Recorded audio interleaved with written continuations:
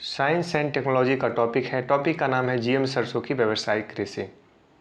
प्रश्न है, किसानों के जीवन स्तर को सुधारने में जैविक प्रौद्योगिकी कैसे मदद कर सकती है। जैव प्रौद्योगिकी कैसे मदद कर सकती है किसानों के जीवन स्तर को सुधारने के लिए, यह है प्रश्न। टॉपिक है DMH11 क्या है। DMH11 यह जीएम सरसों का एक प्रकार है और DMH11 को यह पहला आनुवांशिक रूप से संशोधित पदार्थ है, खाद्य पदार्थ है, जिसे भारत ने वाणिज्य के लिए अनुमति दे दी है, यानी वाणिज्यिक गतिविधि DMH11 का कर सकते हैं। इसमें 2 बार जीन्स को शामिल किया गया है।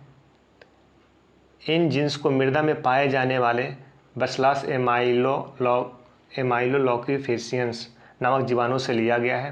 ये जो बैसिलस नामक जीवाणु है ये मृदा में पाए जाते हैं, मृदा से इस जीन्स को लिया गया है और इसका विकास दिल्ली विश्वविद्यालय के the centre for genetic manipulation of crop plant के शोधकर्ताओं द्वारा किया गया है। विकास दिल्ली विश्वविद्यालय के द्वारा किया गया है और इनका विकास सरसों की पूर्व यूरोपीय किस्म है, नाम है अरलिहरा म्यूटेंट। अरलिहरा म्यूटेंट ये यूरोपीय किस्म है और भारतीय किस्म वरुण के मध्य क्रॉस ब्रीडिंग से किया गया है। अरलिहरा म्यूटेंट का नाम याद रखिए और भारतीय किस्म वरुण का नाम याद रखिए। इन दोनों के मध्य क्रॉस ब्रीडिंग से DMH11 का विकास किया गया है। DMH11 की आवश्यकता क्यों पड़ी, तो ऐसे जानिए कि भारत प्रतिवर्ष 8.5 से 9 मिलियन टन खाद्य तेल का उत्पादन करता है। सरसों से तेल बनाए जाते हैं, तो खाद्य पदार्थों का उत्पादन करता है 8-8.5 से लेकर 9 मिलियन टन, जबकि 14 से 14.5 मिलियन टन आयात करता है, मंगवाता है बाहर से दूसरे देशों से 14-14.5 मिलियन टन। ये गैप देख लीजिए, 9 मिलियन टन खाद्य तेल का उत्पादन करते हैं और 14.5 मिलियन टन बाहर से आयात करते हैं। तो तेल के उत्पादन में आत्मनिर्भर बनने और विदेशी मुद्रा को बचाने के लिए इसकी आवश्यकता है। तो कितना ज़्यादा मात्रा में हम लोग खाद्य तेल आयात कर रहे हैं, तो इसलिए तेल उत्पादन में आत्मनिर्भर बनने के लिए और विदेशी मुद्रा को बचाने के लिए, जैसे दूसरे देशों से तेल मंगवाते हैं तो हमारा विदेशी मुद्रा खर्च होता है। यदि खुद आत्मनिर्भर बने रहे तेल उत्पादन में तो हमारा विदेशी मुद्रा बचा रहेगा। तो तेल उत्पादन में आत्मनिर्भर बनने के लिए और विदेशी मुद्रा को बचाने के लिए इसकी आवश्यकता पड़ेगी। ये जो DMH11 है, जेनेटिक मॉडिफाइड सरसों जो है, इसकी विशेषता क्या है, तो यह बेहतर उपज क्षमता है इसमें, और इसकी विशेषता है जैसे रोग प्रतिरोधक क्षमता है, इसमें जल्दी बीमारी नहीं होगा और आयात पर निर्भरता कम हो जाएगी। चलिए ये तो समझ ही रहे बात को। भारत अपनी घरेलू खाद्य आवश्यकताओं की पूर्ति कर लेगा। यह जलवायु अनुकूल है, उच्च पोषण स्तर है और कीटनाशकों का कम उपयोग इसमें किया जाता है।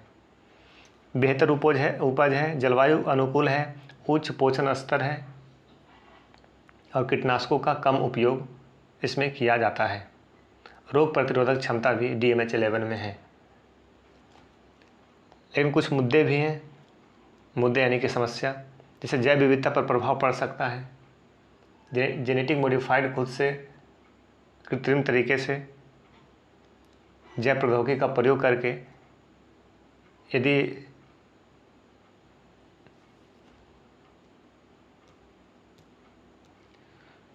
तो यह प्राकृतिक विधि के अनुकूल नहीं होगा, तो यह जैव विविधता पर प्रभाव पड़ सकता है। इसमें रसायनों का भी प्रयोग किया जाता है और लागत भी ज़्यादा लगती है, अधिक लागत लगती है। तो ये सब मुद्दे बन सकते हैं, लेकिन विशेषताएं अधिक हैं, मुद्दे भी हैं। तो समस्या भी याद रखिए, मुद्दे जो बन रहे हैं और इसकी विशेषताएं में बेहतर उपज, रोग प्रतिरोधक क्षमता, जलवायु अनुकूल, उच्च पोषण स्तर, कीटनाशकों का कम उपयोग। मुद्दे बोलेंगे तो जैव विविधता पर प्रभाव पड़ सकता है, रसायनों का प्रयोग होता है, अधिक लागत लगती है। तो भारत में अन्य GM फसलों की स्थिति क्या है, ये तो देख लीजिए। DMH11 जो सरसों का जेनेटिक मॉडिफाइड प्रकार है, और GM फसलों की स्थिति क्या है, तो BT कपास के 3 किस्म हैं, मेक 12, मेक 62 और मेक 184। यह है BT कपास। तो मेक 12 किसका प्रकार है, BT कपास का, मेक 62 और मेक 184। BT कपास की फसल को व्यावसायिक उत्पादन के लिए सर्वप्रथम संयुक्त राज्य ने इसे जारी किया था। बीटी कपास का व्यावसायिक उत्पादन किया जा रहा था। अमेरिका में 1995 में मंजूरी दी गई। भारत में उगाई जाने वाली लगभग 90% कपास यही है। भारत में जो कपास उपजाई जा रही है, उत्पादन किया जा रहा है, वो 90% कपास क्या है? बीटी कपास। बीटी बैगन भी भारत में उत्पन्न की जा रही थी, लेकिन 2010 में इस पर रोक लगा दी। तो भारत में अन्य जीएम फसलों की क्या स्थिति है? बीटी कपास, 90% कपास भारत में यही उपजाया जाता है। और बीटी बैगन, लेकिन बीटी बैगन पर 2010 में रोक लगा दी गई है। आगे की राह देख लीजिए। सुरक्षा प्रोटोकॉल का कड़ाई से पालन सुनिश्चित करने के लिए कठोर निगरानी की आवश्यकता है। इस पर कठोर निगरानी चाहिए। अवैध नियम फसलों के प्रसार को रोकने के लिए प्रवर्तन को गंभीरता से लिया जाना चाहिए। नहीं तो इस प्रकार से यदि जेनेटिक मॉडिफाइड करके इस ब्रीडिंग को विस्तार देंगे तो ये जैव विविधता पर भी प्रतिकूल प्रभाव पड़ सकता है, इसलिए इसको निगरानी में रखना चाहिए। इसके अलावा पर्यावरण प्रभाव मूल्यांकन स्वतंत्र पर्यावरण विधि द्वारा किया जाना चाहिए। तो पर्यावरण प्रभाव मूल्यांकन यानी कि पर्यावरण पर क्या प्रभाव, कितना प्रभाव कैसे पड़ रहा है, इसका मूल्यांकन करना होगा। और ये पर्यावरण विधि के द्वारा किसान व्यक्तिगत स्तर पर पारिस्थितिकी और स्वास्थ्य पर ध्यान नहीं दे सकते। किसान इतने विश्लेषण नहीं कर सकते, इतनी जानकारी नहीं रख सकते कि किसका क्या प्रभाव पड़ रहा है, इसलिए पर्यावरण प्रभाव मूल्यांकन स्वतंत्र पर्यावरण विधि द्वारा किया जाना चाहिए। तो ये टॉपिक कंप्लीट होता है। अब प्रश्न को देखिए। किसानों के जीवन स्तर को सुधारने में जैव प्रौद्योगिकी कैसे मदद कर सकती है? इसको आप लिख सकते हैं, किसान का जीवन स्तर को सुधारना है जैव प्रौद्योगिकी। तो यहाँ पर DMH11 देख लिए। DMH11 यदि इसका विस्तार किया जाता है तो यह GM सरसों का एक व्यावसायिक प्रकार है। इसके उत्पादन से भारत आत्मनिर्भर बनेगा, किसान सशक्त होंगे, मजबूत होंगे, किसान की आमदनी बढ़ेगी और आयात पर निर्भरता कम होगी, आत्मनिर्भरता बनी रहेगी।